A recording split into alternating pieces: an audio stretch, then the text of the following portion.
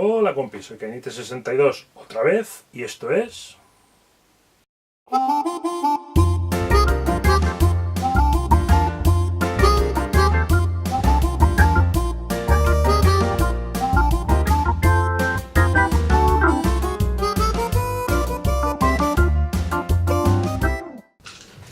Memorias de un friki. Podéis decir, ¿cómo que Cañite62 otra vez? Sí, compis, sí. Esta es la tercera vez que grabo este vídeo. Parece mentira, pero es verdad. Resulta que, claro, hacía mucho que no tenía mi cámara, ya lo sabéis, estaba averiada, ahora vuelvo a tener mi cámara, con un plano de los que he estado probando con la otra cámara para ver cómo queda con esta. Y ayer me puse a grabarlo. Y claro, al volver a tener mi cámara, podía volver a usar el micro que me regalaron César y Dama. Y grabé el vídeo, la primera vez. Y no me acordé para nada que el micrófono tiene un interruptorcito para ponerlo en encendido o en apagado. Y lo dejé en apagado. Y esto de por sí ya es bastante ridículo y bochornoso para mí, pero no es todo.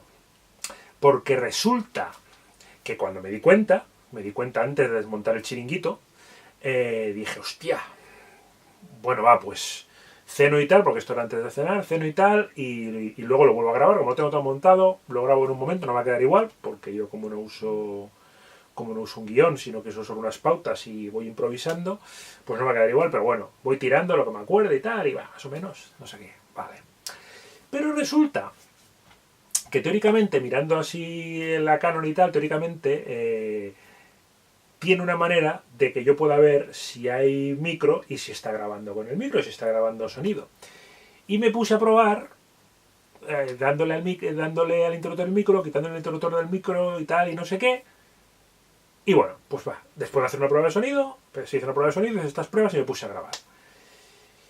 Estaba claro que ayer no era el día, porque es que además me quedé sin batería antes de acabar, bueno, un puto desastre. Pero es que encima, cuando voy a comprobar dónde me había quedado sin batería para meter la otra batería y alargar hasta el final, ver de dónde me había quedado y hacer el resto, veo que tampoco tiene sonido. Y miro el micro y a que no sabéis qué. Tampoco estaba conectado. Con las pruebecitas, con el clic para aquí, clic para acá, clic para aquí, clic para acá, me lo había dejado desconectado al final. Claro, esto además me hizo reflexionar en qué iba a pasar el día que se me acabara la batería del micro sin que yo me diera cuenta, que no me daría cuenta hasta acabar. Y aquí estoy, grabándolo por tercera vez. Las buenas noticias son que, a base de esto, estoy mirando y ahora aquí, en la pantallita de aquí, estoy viendo la entrada de sonido. Estoy viendo cómo grabo el sonido. Lo que pasa es que esta vez, después de grabar ayer 2 veces, estoy tan cagado que ya no he querido usar el micro de solapa, esta vez por lo menos. Esta vez estoy grabando con el micro normal. Es que, mira, 2 ya es jodido, 3, bueno, pero es que más, no por favor, no por favor. Esta vez no, la semana que viene ya probaré. Ahora que ya puedo ver esto, ya me daré cuenta de si funciona el micro o no funciona el micro bien. Bueno, voy a empezar como había empezado en los demás vídeos. Primero, dando las gracias a todos los que colaborasteis conmigo y me disteis ideas para nuevos vídeos. Está todo apuntado. Algunas son más factibles que otras. Haré lo que pueda. Intentaré ver si puedo hacer alguna de las que me habéis dicho. Posiblemente más de una la pueda hacer. Esto es uno. Segundo, os daréis cuenta, si todo ha ido bien y me ha dado tiempo a tenerlo al final preparado, os daréis cuenta de que el final del vídeo es distinto. Porque ya hace unos meses que YouTube ha puesto una manera distinta de unas plantillas para hacer unas cosas distintas en el final. Pero claro, si mi propio final no está adaptado, no quedará bien. Así que la semana pasada ya lo estuve trabajando y lo tengo casi terminado. Entonces, en principio solo me queda probarlo para ver que queda bien y ya está. Estos son 2. Y la tercera es que ya cuando me puse a mirar esto de cambiar esto, pues decidí que a lo mejor no era mala idea también cambiar al principio, porque ya llevo año y medio con él, y sí, oye, pues queda bien y queda divertido y tal, pero a lo mejor hay una manera mejor. Entonces tengo a un muy buen amigo, Joan, que le pedí a ver si me podía hacer una cosa basada en un dibujo que había hecho para él. Él es muy buen dibujante, y me va a hacer cosas, pero me lo va a hacer con tiempo. O sea, yo le he dicho, oye tú, y vamos, lo primero que he dicho es, si te da mucha faena, me lo dices y ni se te ocurra. Pero si no, lo puedo ir haciendo, pues sin prisa, ya me lo dará cuando esté. Y cuando esté, entonces veré si puedo hacer lo que yo quiero, que es una animación, y a ver cómo queda. Y entonces me decidiré a ver si lo cambio o no lo cambio. Pero bueno, de momento, avisaos que dais de este proyecto que tengo y ya veremos a ver en qué acaba de parar. Y ahora vamos al lío. El 7 de marzo se cumplen 18 años que falleció mi director de cine favorito de todos los tiempos, y por muchos años, que fue Stanley Kubrick. Yo he visto prácticamente todas las películas de Stanley Kubrick, menos una, de la cual me siento culpable, y ya os lo diré durante el vídeo, y me encantan.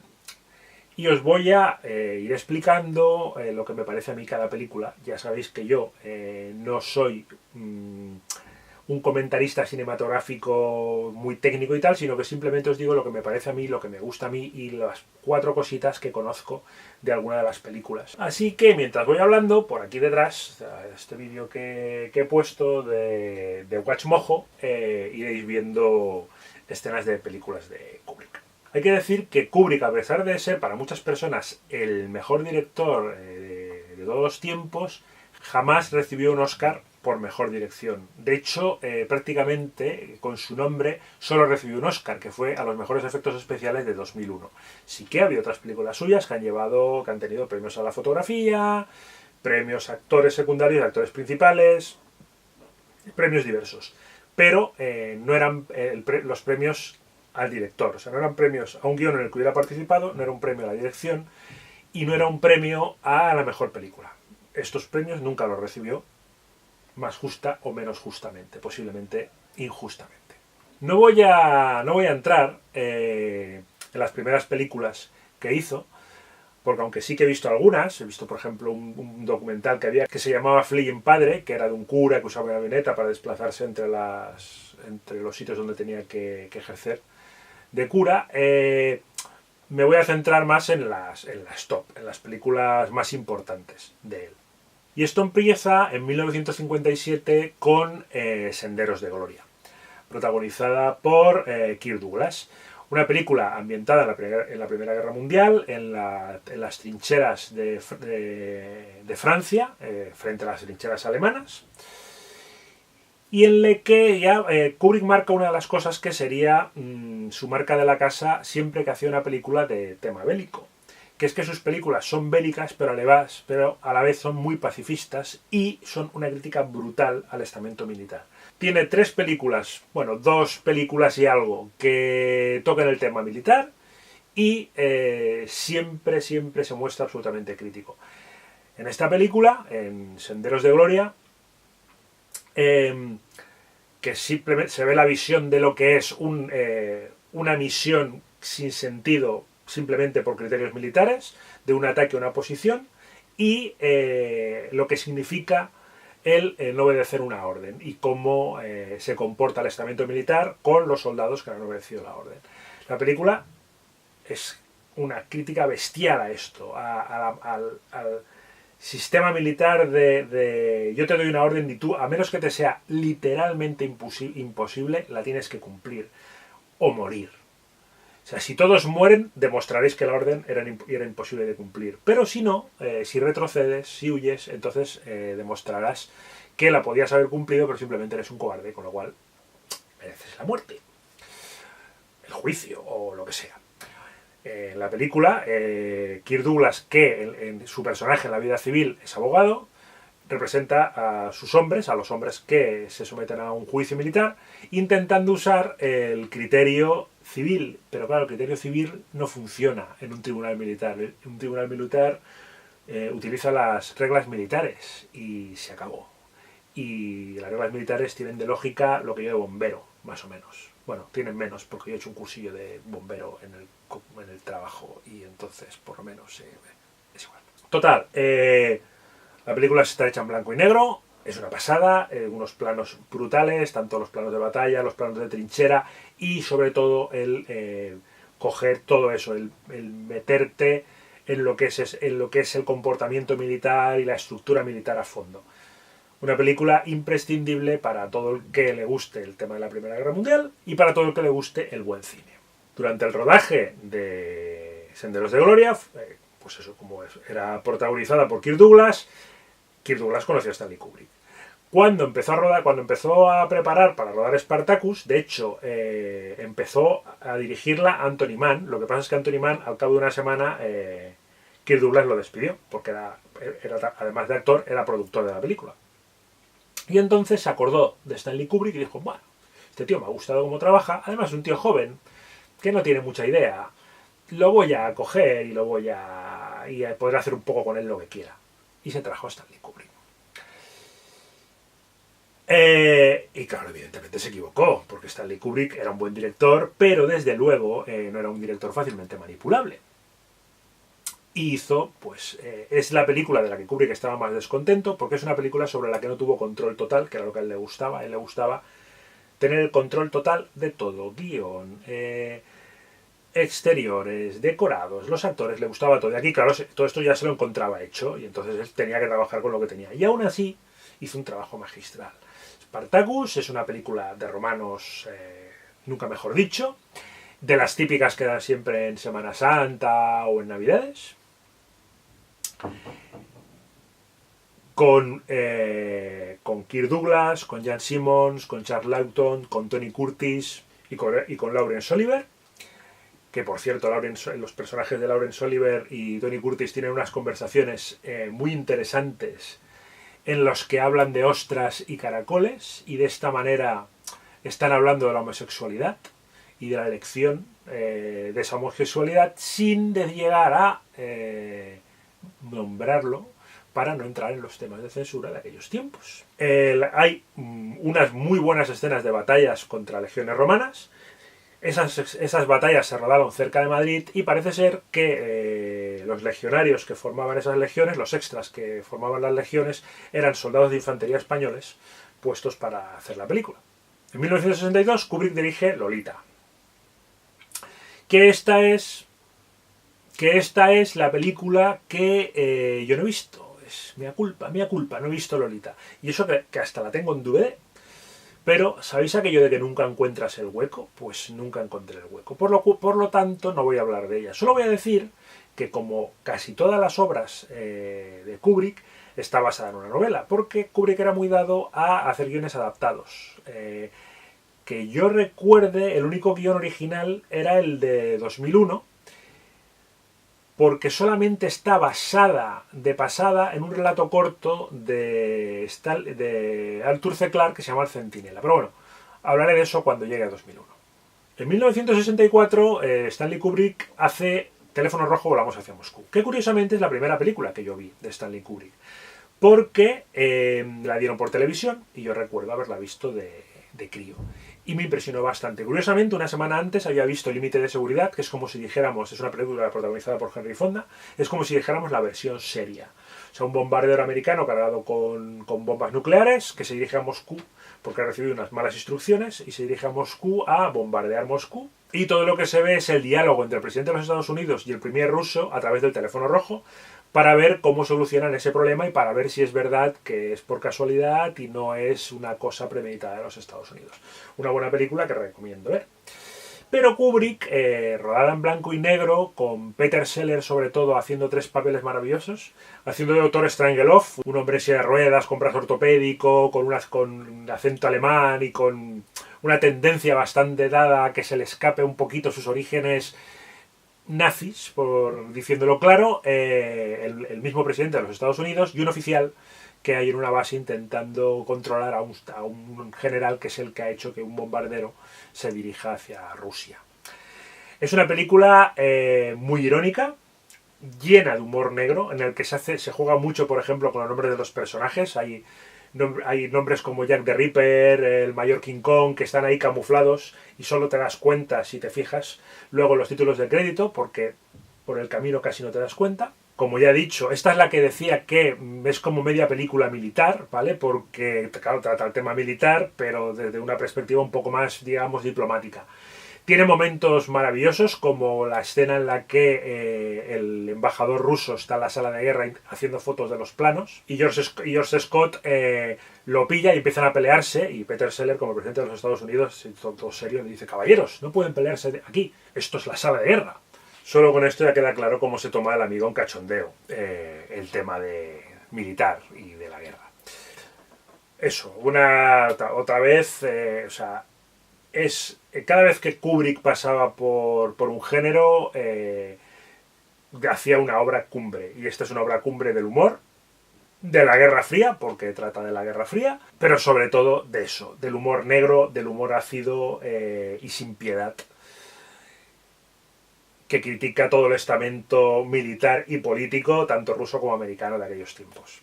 En 1968, Kubrick hace la que es para mí mi película favorita de él, y en general mi película favorita, que es 2001, una odisea en el espacio. Por la única que recibió un Oscar, pero solo por los efectos especiales. Para mí es la película que más veces he visto, en general, y que más veces he visto en el cine, además. Me parece su película cumbre. Pero hay que decir que mucha gente no entiende la película. Y claro, yo con esto no puedo ser objetivo, porque resulta que yo había leído la novela de 2001. La novela de 2001 es posterior a la película, porque Arthur C. Clarke se peleó con Stanley Kubrick porque pensaba que la película no reflejaba lo que él quería explicar. Y entonces hizo la novela para explicarlo como él quería explicarlo. Claro, yo ya había leído la novela de, Kubrick, de Arthur C. Clarke cuando vi la película. Entonces me es imposible saber qué significa ver esa película sin haber leído la novela, si se entiende o no se entiende. Yo ya sé que no es lógico que para entender una película tengas que leer también la novela. La película se tiene que entender por sí misma. Yo creo que se entiende por sí misma, pero solo lo creo, porque no es mi caso. Yo había leído ya la novela. De todas maneras, 2001 odisea en el espacio, durante mucho tiempo, porque pensad que desde 1968, tuvo efectos que no se habían repetido y que muchas de las películas del espacio directamente no han seguido nunca. Cosas tan sencillas como que en el espacio hay silencio, no hay ruido. Cosas tan sencillas como ver a la gente moviéndose en las ventanillas de las naves. Un diseño de producción de vestuarios de todo espectacular, que cambió de hecho, y es una opinión personal, el concepto de cómo se diseñaban los trajes espaciales a partir de entonces para las películas. O sea, de estos trajes espaciales y de este diseño de Kubrick bebe muchísimo el cine de ciencia ficción posterior. Una manera de tratar la inteligencia artificial de HAL 9000 que no se había hecho nada parecido hasta el momento. Sobre todo, la manera de imbuir a la película con la música. O sea, 2001 consigue hacer ballet con naves espaciales y lo hace de una manera maravillosa. Lo dicho, para mí la mejor película de Stanley Kubrick con diferencia. Después de hacer 2001, se embarcó en un proyecto que era Napoleón. Que yo tengo, mi amigo Chema es tan fan de Kubrick como yo, o posiblemente más. Pero además también es muy fan de Napoleón. Si Kubrick hubiera llegado a rodar Napoleón en película, Chema habría muerto en el cine, porque no habría salido. Se habría quedado allí viéndola en bucle una vez y otra vez y otra vez y otra vez. Lo bueno del caso es que prácticamente con toda la preproducción hecha, con toda la ambientación, con toda la documentación que hizo Kubrick, la productora decidió cancelar el proyecto porque precisamente se había estrenado Waterloo, que era otra película sobre Napoleón, una buena película, no para que vamos a decir otra cosa, pero que tenían miedo de que hiciera que la película no tuviera mucho éxito. En 1971 hace otra obra futurista, La Naranja Mecánica, que por aquí tenemos algunas escenitas, protagonizada por Malcolm McDowell. Otra película en la que Kubrick mete la música como forma parte sólida de la película, en este caso la música de Beethoven, que es el compositor fetiche del personaje protagonista de la película.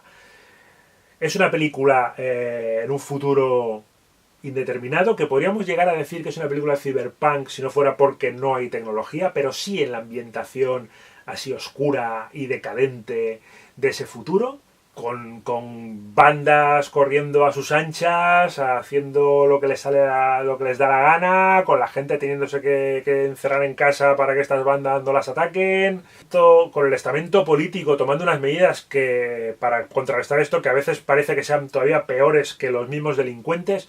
O sea, una película dura, crítica, violenta, pero con una interpretación magistral por parte de Malcolm McDowell y con una dirección soberbia de Stanley Kubrick. En 1975 rueda Barry Lyndon, una película ambientada en la Inglaterra del siglo XVIII, con bonitas batallas, que yo creo que aquí se quitó un poco la espinita de no haber podido grabar Napoleón y las batallas que hubiera habido. Aquí hay unas batallas del estilo de la época de Napoleón, con artillería, cargas de infantería y tal y cual. Una película lenta, que tiene la peculiaridad de que solo está rodada con luz natural. O sea, no solo con luz natural, porque también hay velas, pero quiero decir, no se usa para nada luz eléctrica. Y para hacer esta maravilla, Kubrick contaba con una focal de 50 mm Zeiss, con una apertura de 0,7, o sea, muy, muy, muy luminosa, capaz de captar la mínima luz. Si yo no recuerdo mal, yo he leído que solo había dos objetivos de este tipo. Uno lo tenía Kubrick y el otro lo tenía la NASA. Para que veáis de lo que estamos hablando. En 1980 rueda otra de mis películas favoritas, El Resplandor, y le da un viaje al cine de terror psicológico y lo deja temblando. Mira, precisamente aquí tenéis a Jack Nicholson haciendo Jack Torrance.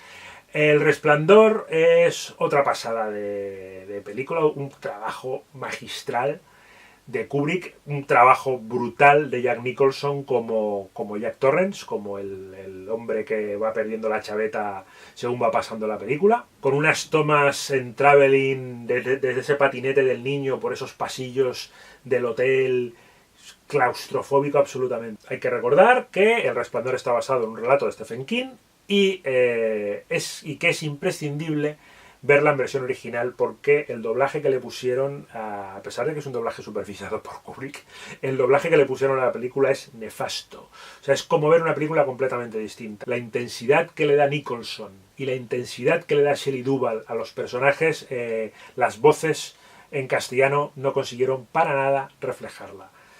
Es una película que lo hace pasar mal, que te hace cagar de miedo. A mí por lo menos me ha hecho cagar de miedo. La he visto un montón de veces. Claro, cuando ya la has visto muchas veces sabes de qué va, pero aún así es muy angustiosa. Y es muy recomendable el documental que hizo la misma hija de Kubrick, que está muy bien. Le hizo un rodaje detrás de las cámaras que vale mucho la pena y que te enseña un poco la manera de trabajar de Kubrick.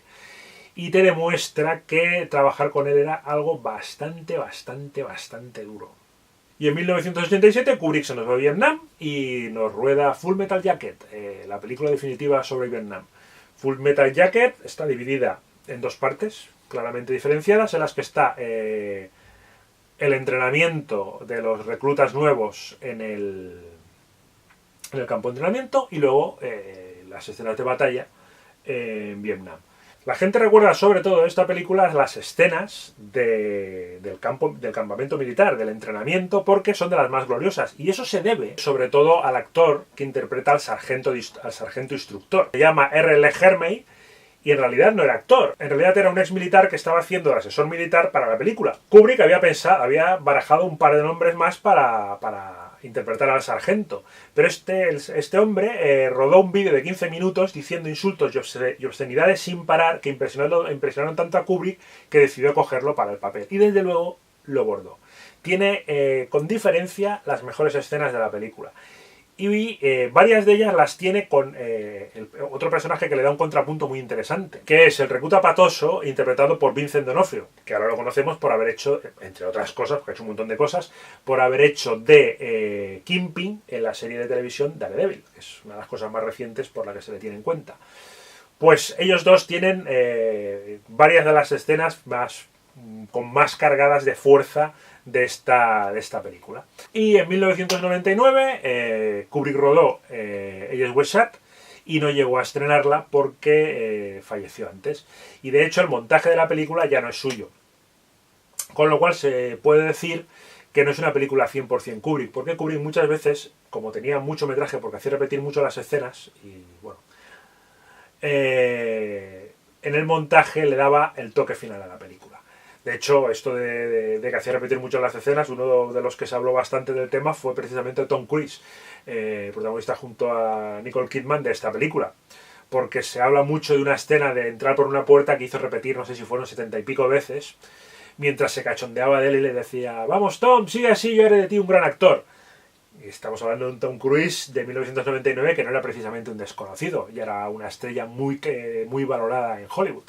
Agent With Sad, para mí es la película más floja, pero quizás por eso mismo, porque no es 100% Kubrick.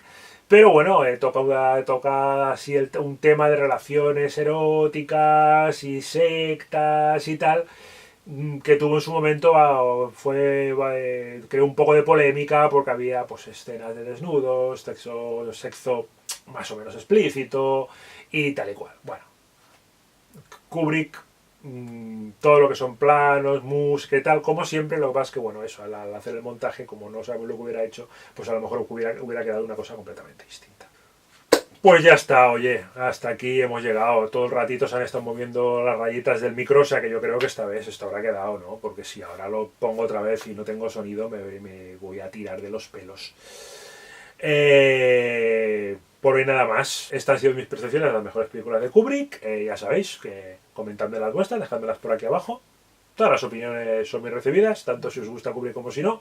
Si no os gusta, os excomulgaré de la iglesia de Kubrick, pero aparte de eso no hay ningún problema. Kubrick os tirará un rayo o algo, pero desde ahí, desde los cielos, pero ya está. Pues eso, comentaros, suscribid, compartid y nos vemos la semana que viene otra vez. Hasta el sábado que viene. Adiós.